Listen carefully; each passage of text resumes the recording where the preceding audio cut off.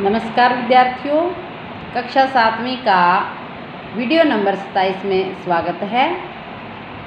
प्यारे बच्चों, हम अपना पाठ पढ़ रहे थे पंडिता रमाबाई और हमने हमारा पहला पहरा और दूसरा पहरा ये हम पढ़ चुके थे। आज बच्चों मैं आपको इस पहले पहरे में से और दूसरे पहरे में से हिंदी में जितने एक पद के उत्तर वाले प्रश्न बनते हैं वो आपको बताऊंगी कि हम इन दो पैरों में से अपने कितने क्वेश्चन बना सकते हैं। तो देखिए, ये हमारे क्वेश्चन बने हुए हैं, बहुत इजी हैं।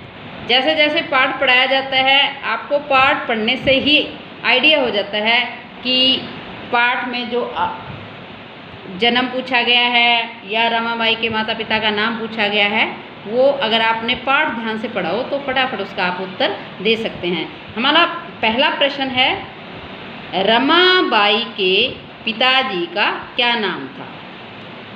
तो उनके पिताजी का क्या नाम था? अनंत शास्त्री डोंगरे। अनंत शास्त्री डोंगरे। हमारे संस्कृत से संबंधित भी प्रश्न बनेंगे, वो हमारे कुछ इस बुक में दे रखे हैं जो हमारे पाठ है, पाठ के आधार पर संस्कृत में भी हैं। परंतु प्यारे बच्चों, क्योंकि ऑनलाइन टेस्ट में हिंदी संस्कृत के साथ साथ हिंदी के प्रश्न भी मैंने डाले थे और इस लेसन से मैं आपको हिंदी के क्वेश्चन भी करवा रही हूँ। दूसरा है हमारा, रमाबाई की माताजी का क्या नाम था? लक्ष्मीबाई। तीसरा है, रमाबाई ने किससे संस्कृत शिक्षा प्राप्त की? अपनी माताजी से। उत्तर क्या है? अपनी माताजी से। नेक्स्ट है, ब्रह्म समाज से प्रभावित होकर उन्होंने किसका अध्ययन किया? किनका किया था? वेदों का किया था। ख्रीष्टाबदे शब्द का क्या अर्थ है? मैंने पहले भी बताया था, ईस्वी या सन। सार्धैक वर्षात। सार्धैक वर्षात का क्या अर्थ है? तो अगर आपको ध्यान हो, हमारा जो तीसरा पाठ था स्वावलंबनम, उसमें प्यारे विद्यार्थियों हमारा समय आया था और समय में मैंने आपको सार्धैक बहुत अच्छे से समझाया था। यदि आपको याद नहीं है तो फिर एक बार फिर बता देती हूँ। सार्धैक का अर्थ होता है आधा। आधा मतलब यहाँ पर वर्षात आ गया इसके साथ, तो यहाँ पर समय पूछा गया। समय, सार्धैक वर्षात मतलब 1.5 वर्ष। तो प्यारे बच्चों, ये जो आपके दो पहरे मैंने पढ़ाए थे, उन्हीं के आधार पर इसमें से कुछ प्रश्न मैंने हिंदी के बनाए हैं। संस्कृत के आपको चैप्टर के बाद में मिलेंगे, वो भी हम करेंगे। तो आइए, मैं आपको यहाँ से लेकर यहाँ तक पाठ पढ़ा चुकी हूँ। आइए अब हम आगे पढ़ते हैं। 1880 तमे ख्रीष्टाबदे सा विपिन बिहारी दासेन सह बांकीपुर न्यायालय विवाहम अकरोत्। 1880 तमे ख्रीष्टाबदे, सन 1880 को सा किसके लिए आया है?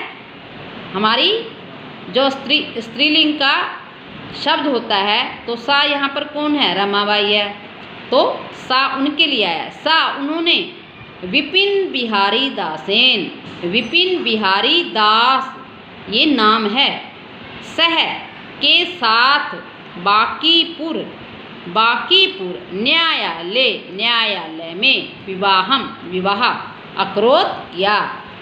तो जैसे न्यायालय क्या होता है? कोर्ट कचहरी, जिसे हम कोर्ट कचहरी से जल्दी समझेंगे तो उसकी शुद्ध हिंदी क्या है? न्यायालय। तो सन 1880 में उन्होंने विपिन बिहारी दास के साथ बांकीपुर न्यायालय में विवाह कर लिया। अब यहाँ पर अकरोत् आया है। अगर आपसे पूछा जाए कि अकरोत् शब्द में लकार कौन सा है, तो क्या होगा? लंग लकार। क्योंकि मैंने आपको इसकी एक पहचान बताई है कि हमारी धातु का कोई भी रूप आ जाता है यदि वो अ से शुरू है, एक अस धातु को छोड़कर बाकी सभी धातुओं में, तो वो लंग लकार में चला जाता है, यानी कि भूतकाल में चला जाता है। सार्धैक वर्षात, सार्धैक अभी मैंने आपको स्पष्ट किया था, सार्धैक वर्षात 1.5 वर्ष के अनंतर, अनंतरम बाद में, तस्यः उनके पति, पति का, दिवंगत है निधन हो गया, वे मर गए। 1.5 साल के बाद या 1.5 वर्ष के पश्चात उनके पति का देहांत हो गया।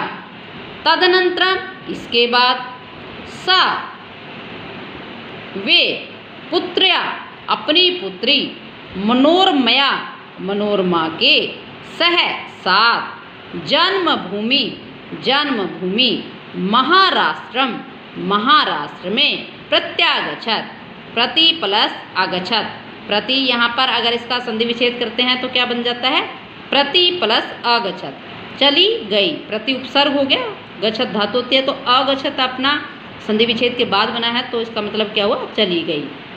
इसके बाद, किसके बाद, जब उनके पति का देहांत हुआ था, इसके बाद वे अपनी पुत्री मनोरमा के साथ जन्मभूमि, जो उनकी जन्मभूमि थी, महाराष्ट्र, महाराष्ट्र प्रत्यागछत चली गई। नारीणाम सम्मानाय शिक्षायै च सा स्वकीयं जीवनम अर्पितवती। नारीणाम महिलाओं के, सम्मानाय सम्मान के लिए, शिक्षायै च और शिक्षा के लिए, यहाँ मैंने आपको पहले भी पीछे भी बताया था, आपको फिर रिमाइंड करवा देती हूँ कि च होता है वो हमारा, उसका अर्थ होता है और। जिस प्रकार हम हिंदी में लिखते हैं ना राम और श्याम, और बीच में आता है, लेकिन संस्कृत में और, जो और की संस्कृत है वो लास्ट में आती है। तो यहाँ क्या हुआ, नारीणाम महिलाओं की, सम्मानाई सम्मान, शिक्षायै च और शिक्षा के लिए, सा उन्होंने, स्वकीयम अपने जीवनम अपने जीवन को, अर्पितवती अर्पित कर दिया, अर्पण कर दिया, कि महिलाओं की शिक्षा और उनके सम्मान के लिए उन्होंने अपना सारा जीवन उसी में लगा दिया। हंटर शिक्षा आयोगस्य समक्षम नारी शिक्षा विषय सा स्वमतम मतम प्रस्तुतवती।